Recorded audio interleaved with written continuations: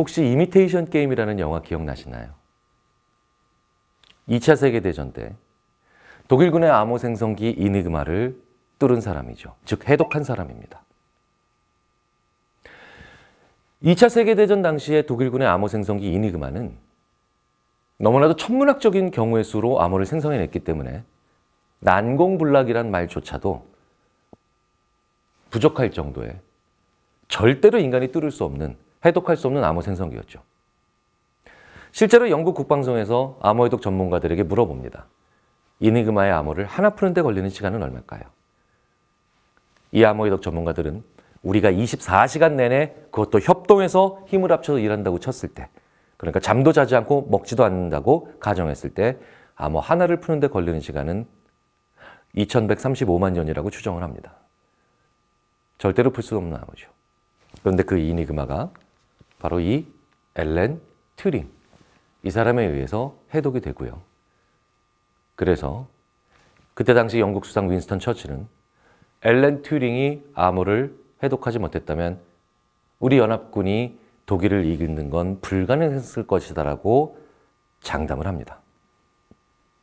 자, 세계사를 바꾼 사람이죠. 그런데 이 엄청난 인물인 앨런 튜링은 2년 후인 다트머스 대학에 모인 그 10명과 함께 어이없는 말을 하는 것으로 유명해서 1954년에 자살할 때까지 수많은 사람들로부터 정신 나간 사람 취급을 받습니다. 도대체 이 앨런 튜링과 다른 10명의 학자들은 무슨 얘기를 하고 다녔길래 정신 나간 사람 취급을 받았을까요? 바로 인간처럼 생각을 하는 기계를 만드는 게 가능하다라고 얘기를 했기 때문입니다. 사람처럼 생각하는 기계를 만드는 게 가능하다라고 얘기를 했으니 이 사람들이 제정신인 사람 취급받았을 리가 없겠죠. 자, 어쨌든 이 사람들은 그래서 2년 전에 사망한 앨런 튜링은 참석을 하지 못한 상태로 2년 후인 1956년 미국 동부의 작은 아이비리그 대학 다트머스에 모입니다. 그리고 정말 긴 시간 동안 이 사람들은 대화를 나누죠. 그리고 이렇게 결론을 내립니다.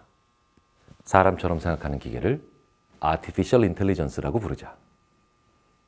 즉 AI라는 표현이 이때 처음 나온 겁니다. 1956년에서 50년이 지나면 이제 2006년이 되죠.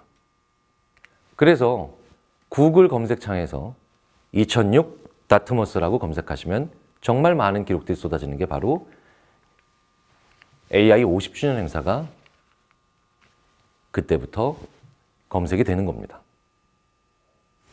그때 모였던 이 10명의 정신 나갔다는 소리를 들었던 학자들이고요.